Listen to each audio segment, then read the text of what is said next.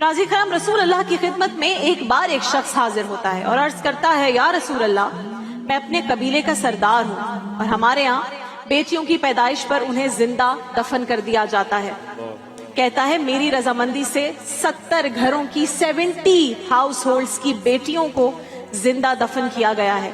और जाहिलियत के जमाने में उसने कहा कि मेरा एक अमल ऐसा है, रसूल अल्लाह से कह रहे हैं, एक अमल ऐसा है कि आपका रब भी मुझे माफ नहीं करेगा। तो दरियाफ्त किया गया कि कौन सा अमल है ऐसा कि रब ताला भी तुझे माफ नहीं करेगा। वो शख्स कहता है, या रसूल अल्लाह, मेरी बीवी उम्मीद से थी, एक्सपेक्ट कर रही थी, बच्चा होने वाला था और मैं उस वक्त एक लंबे सफर पर चला गया। कई साल बाद जब वापस आया तो देखा कि मेरे घर के आंगन में एक बच्ची खेल रही थी, छोटी मासूम सी प्यारी सी बच्ची। कहते हैं, कई सालों बाद घर वापस आया था तो मेरी बीवी ने इस डर से कि कहीं मैं उस बच्ची को देखकर जिंदा दरगोर ना कर दूं, क्योंकि उसके हुक्म से तो 70 खानदानों की बच्चियों को जिंदा दफन किया गया था, अपनी बीवी भी डर रही थी कि मेरे साथ भी और इस बच्ची के साथ यही मामला होगा। तो इस डर से कि मैं उसे जिंदा दरगोर ना कर दूं, उसने उस बच्ची को तोतले लहजे में मेरे लिए प्यार भरे कलिमात बोलने सिखा दिए थे कि मुझे रहम आ जाए। तो कहते हैं कि वो मुझे बाबा बाबा कहकर मुखातिब करती थी और जो ही मैं घर में दाखिल होता तो मेरी टांगों से लिपट जाया करती थी। लेकिन मुझे अपनी बीवी पर बड़ा गुस्सा था कि एक तो तूने सांप को जन्म दिया है और दूसरा इसको नाज नखरे भी सिखा दिए हैं कि ये मेरे साथ ये नाज नखरे करती है। और सुनन दारमी में लिखा है, नाज़रीन कराम, वो शख्स कहता है कि मैं मुनासिब वक्त की तलाश में था कि जो ही मुझे मौका मिले मैं इस बच्ची को ठिकाने लगा दूं। तो एक दिन उसकी माँ किसी काम से बाहर गई हुई थी, मुझे मौका मिल गया, मैं उसे गोद में उठाकर सहरा में ले गया, गर्म सहरा में, और एक गड्ढा खोदने लगा। मेरी उस मासूम बेटी को नहीं पता था कि मैं ये सब कुछ क्यों कर रहा हूँ।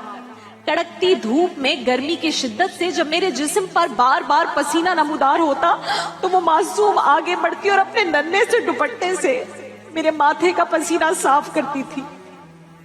मासूम को क्या पता कि बाप गड्ढा क्यों खोद रहा है। कहता है, मेरा दिल फिर भी नरम नहीं हुआ और जब गड्ढा खोद कर मैं उसमें से बाहर निकला तो मेरी बेटी के चेहरे पर खुशी के आसार थे। मैंने उससे पूछा कि क्यों खुश हो रही है इतना, तो मासूम कहने लगी कि गड्ढा खुद गया, मेरे बाबा का काम खत्म हो गया, मुसीबत खत्म हो गई। कहता है, या रसूल अल्लाह, उसकी ये बात सुनकर कुछ देर के लिए मेरा दिल नर्म हुआ, मगर मैं उन जालिमाना रसूम का जकड़ा हुआ शख्स था। 70 खानदानों की बच्चियां मैंने दफन करवाई थी जिंदा। तो कहता है, मैंने फिर से खुद को सख्त किया और उस बच्ची को गड्ढे के अंदर धक्का दे दिया। मासूम सी छोटी सी बच्ची। जब वो शख्स ये सब बयान कर रहा था तो रसूल अल्लाह रो रहे थे और पूछते थे कि ऐ अल्लाह के बंदे, तू अपने अंदर इतनी बेहिसी, इतनी सफाकी कहां से लाया? तो कहता है, हुजूर पता नहीं मुझे क्या हो गया था। कहता है, मैं उस पर मट्टी फेंक रहा था तो पहले तो इसे भी वो एक खेल समझती रही कि बाबा मुझ पे मट्टी फेंक रहे हैं। मैं उस पर मट्टी फेंकता रहा, वो हंसती रही। लेकिन जब उसका जिस्म उस मट्टी में दबने लगा, जब सांस रुकने लगी, तो वो नन्हे नन्हे हाथ जोड़ने लगी और अपनी जिंदगी की भीख मांगने लगी अपने बाबा से। लेकिन कहता है, मुझे तरस नहीं आया, मैं मट्टी डालता रहा और वो नन्हे नन्हे हाथ जोड़ती रही, चीखती रही और मुझसे फरियाद करती रही, या अभी ये क्या कर रहे हो? लेकिन मैंने उस पर इतनी मट्टी डाल दी कि आखिर उसकी चीखें उस मट्टी तले दब गई। कहता है, या रसूल अल्लाह, आज तक उसकी वो चीखें मुझे सोने नहीं देती। वो शख्स ये रोदात सुना रहा था और रसूल अल्लाह के चेहरे अक़दस पर मुसलसल आंसू बह रहे थे।